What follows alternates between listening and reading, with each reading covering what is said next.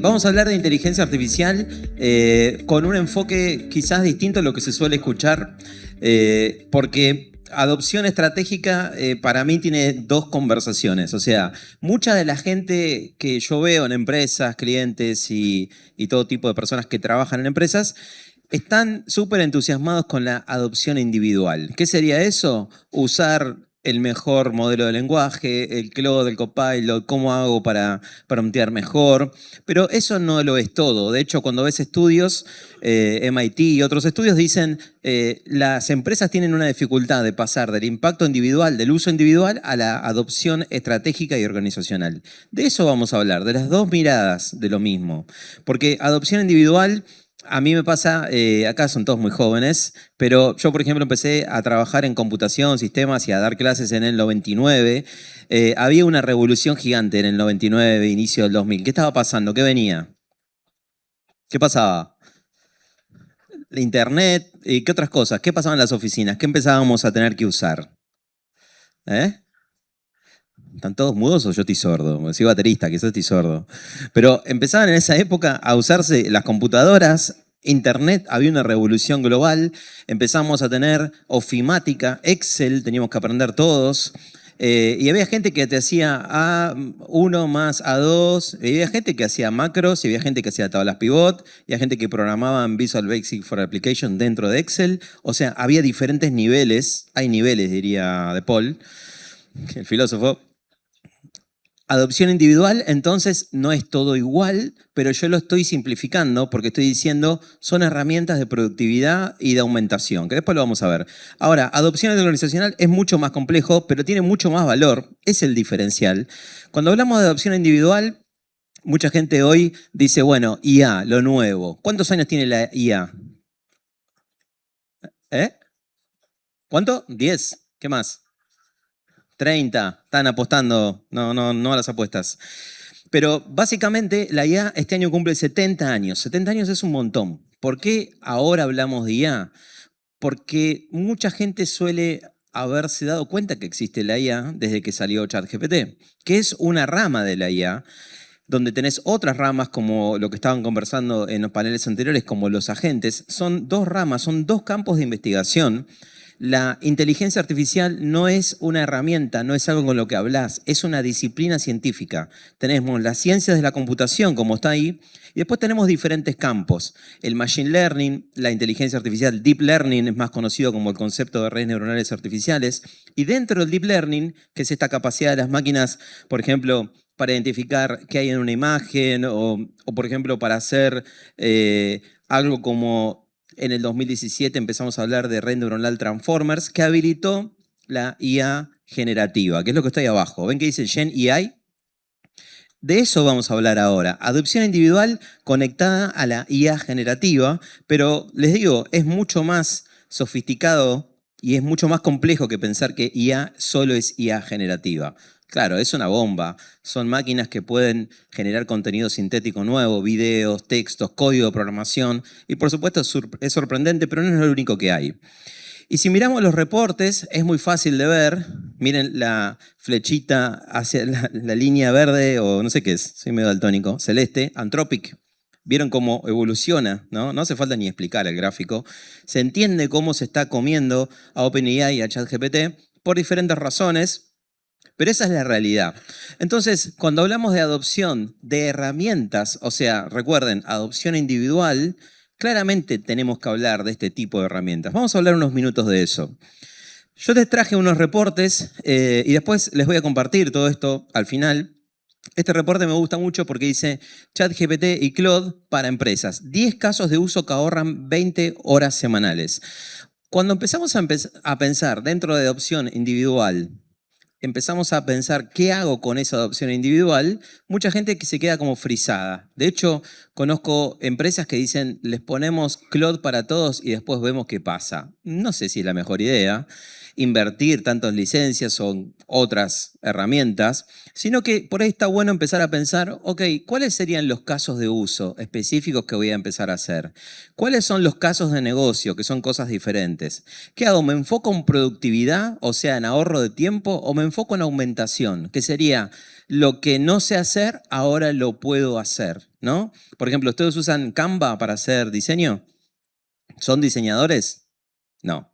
Eso es aumentación. O sea, hay que ver cómo les gusta, si les gusta o no a los diseñadores el Canva, pero es una realidad con la que hay que lidiar hoy. Todo el mundo hace diseño. Entonces, con esa misma lógica, mucha gente va a querer programar y no sabían programar. Mucha gente va a escribir y casi que no sabían escribir. Mucha gente, bueno, y así, etcétera. No quiero caer en chistes. Pero básicamente, este reporte me gusta porque habla de eso. Casos bien concretos. Y voy a ser súper sintético por un tema de tiempo, pero me gustan los titulares que ellos manejan. Dicen 20 horas de ahorro semanal y 960 horas de ahorro anual. Si sacás, le pones un número de valor hora, haces un cálculo y ya tenés alguna estimación de ROI de implementación de esto.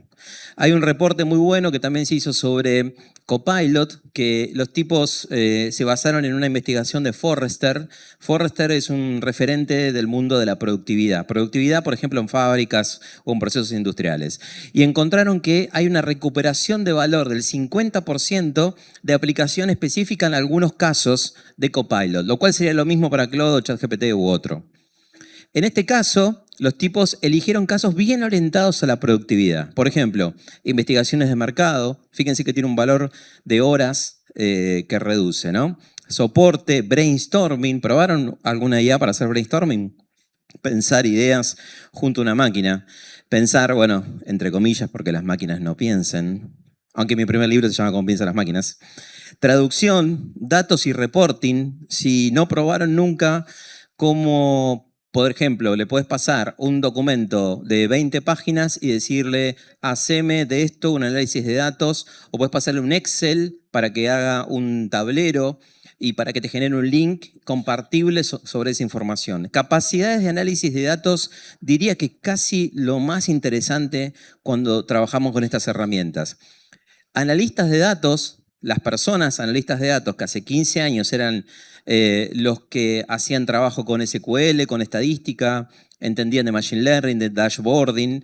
Esa lógica de esa capacidad en muchos sentidos está puesta en estas plataformas de una forma tremendamente buena. No quiere decir que el analista de datos no tenga más trabajo, sino que esta capacidad ahora se democratiza dentro de la organización. Feedback de clientes, por ejemplo, si vos tenés los datos más o menos estructurados, podés pasarle esa base y hacer análisis de datos de esos. Si no lo tenés estructurado, podrías hacer una web para estructurar esos datos. Y ahí empezamos a generar casos virtuosos, porque entendemos los problemas que queremos resolver, entendemos las herramientas y armamos lo que se llama un workflow. Sería como un flujo de trabajo entre herramientas y humanos. Ese es el proceso virtuoso del que estamos hablando. Obviamente esto no es solo una herramienta, esto es un ecosistema, o sea, hay un montón de herramientas y podríamos ponerle nombres y apellidos a todos, pero básicamente tenemos las herramientas generativas, que son las que estamos hablando, una herramienta que escribe código de programación, una herramienta que hace video muy bien, que hace música como Udio, Suno, asistentes multimodales, que son estos tipo Claude, ChatGPT, que vos podés interactuar. Y después empieza a haber otro mundo, por eso es tan interesante entender las tendencias de esto, porque por ejemplo sale Claude para finanzas o sale ChatGPT Health. Claude para finanzas, la base es, ¿por qué vas a tener una máquina que escriba como un poeta y que entienda de finanzas? ¿Por qué no hacemos algo que solo sepa de finanzas para que resuelva muy bien eso, con menos costo, más rápido, con más precisión, adaptándolo a la jerga específica de una industria? Si se fijan, por ejemplo, FIFA AI Pro hizo una alianza con Lenovo para el Mundial, no sé si lo vieron, y los tipos trabajaron 2 años en crear una plataforma que es como una especie de BI, de Business Intelligence, con un modelo de lenguaje propio, con toda la data del fútbol. Habla ese lenguaje, está hecho por especialistas para especialistas, porque los técnicos de fútbol de los equipos lo están usando. Esa es la lógica. Les quiero dar unas herramientas más. Por ejemplo, esta se llama Replit. ¿La conocen? ¿Les suena? ¿Alguien usó Replit? ¿Alguien escuchó la palabra vibe coding? Vibe coding, sí, conocen. Bueno, esto está dentro de esa categoría. El vibe coding o codear con buenas vibras, sería como escribir código con buenas vibras, sería algo bastante sarcástico del estilo, voy a hacer este producto, esta aplicación y nadie me robará los datos. No habrá problemas de ciberseguridad. Cosa que la gente de sistemas se ríe de su inocencia, ¿no? Pero les voy a mostrar un ejemplo bien concreto. Replit es una de varias herramientas que existen para armar apps o aplicaciones web apps en este caso, sin saber codear. Miren esto, por ejemplo, yo agarré y le escribí un texto, un prompt, lenguaje natural, muy simple. Podríamos hablar de prompting, por supuesto. Hoy la gente habla de context engineering en vez de prompt engineering, darle más contexto. ¿Qué significa eso? Y a veces es mandar un audio de 20 minutos a ChatGPT y decirle escribe un prompt para tal herramienta de imágenes. Y le decís, che, estoy pensando una imagen así, te paso estas referencias, darle más contexto. En este caso, estas plataformas funcionan muy bien con bajo nivel de contexto y con prompts muy simples. Miren, por ejemplo, le pongo crear un sitio web para nuestros clientes, futuros turistas, que van a elegir una agencia de viaje y pongan sus gustos personales, preferencias de comida, actividades culturales. Diseñarlo como trivia divertida. Le puse, ¿qué es divertido para la IA? No sé. Y al finalizar esas 5 preguntas, le arroja un destino, una ciudad recomendada y automáticamente le pide datos de contacto. Y usar el look and feel similar a Spotify. ¿Spotify lo conocen? ¿Qué colores tiene? Mirá, a ver cómo lo hizo, se lo choreó. Acá tenés Spotify, para vos. 100% choreado. Bueno, los músicos están felices con ese choreo. Miren, acá por ejemplo creó una serie de encuestas, cómo son tus vacaciones, qué tipo de clima preferís, yo lo estoy navegando muy rápidamente. Inventó esas preguntas, inventó las respuestas, ahora está calculando un destino, también lo inventó. Podemos editar eso, podemos ver qué preguntas armó. Para hacer eso, ahí está armando el formulario. Está mostrándome el formulario que diseñó. ¿Saben cuánto tardó para hacer esto? 6 minutos. ¿Qué opinan? ¿Qué dicen? ¿Está bueno? ¿Algún programador contento con esto? Es un chiste, pero no es un chiste. Porque claramente nos encanta la disrupción en otra industria, pero no en nuestra propia industria. Abrazamos el cambio en la industria del programador, en la industria del diseño, pero cuando se meten en nuestra industria decimos, no, nadie lo hará como yo. Hagámoslo como hace 30 años. ¿No? Esas frases me imagino que están. Todas estas tecnologías, y ahora quiero hablar 2 minutitos antes que me bajen, específicamente de organizaciones, pero les voy a dejar después un QR para que descarguen todo esto. Para mí es como el nuevo Excel, como les decía al principio. Si sos básico en Excel, haces una suma. Si sos más avanzado, haces una macro. Y acá, si usás IA generativa básico, vas a promptear bien, más avanzado vas a hacer agentes. Listo. Las empresas van a tener que entrenar a todo el mundo, a los que llamamos information workers, trabajadores de la información, todos nosotros en esas habilidades. Pero es casi una tarea al principio de tecnología, pero bien con recursos humanos orientado al negocio. ¿Qué herramientas y cómo lo voy a hacer? Y entrenar eso. Ahora, la organización tiene más que hacer que eso, porque la adopción organizacional es más profunda. Estas empresas que son, ¿conocen estas empresas, no? Todas las conocen. ¿Qué pasa acá? Son gente muy abierta. Los algoritmos en el corazón, Spotify, les puede hablar horas de los algoritmos, no sé, les da saltear y ese skip behavior, como dice ahí, le da información de qué no te gustó. O sea, todo lo usan para entender el comportamiento nuestro. Y voy a cerrar con un ejemplo y después paso directamente al QR, chicos, cuando ustedes puedan. Después de dar este ejemplo muy cortito de agentes. Porque la palabra agentes es como que es como el nuevo parripollo, ¿no? La cancha de pádel nueva. Es como todo es agente, todo tiene que ser agente. Bueno, miren, un ejemplo muy chiquitito. Esta empresa, y por eso lo puedo contar, porque no puedo contar proyectos con clientes por confidencialidad. Un segundito. Uy, gracias, estaba bien la idea, pero ahí. Gracias, un segundito.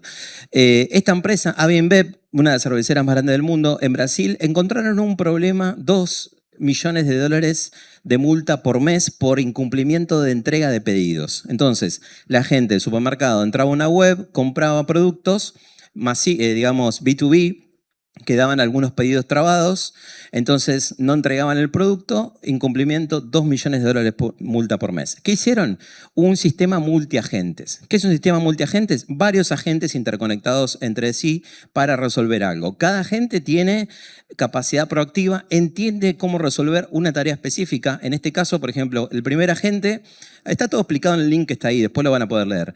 El primer agente agarra y busca en la base de datos de pedidos. Se fija. Hay un pedido trabado, lo agarra.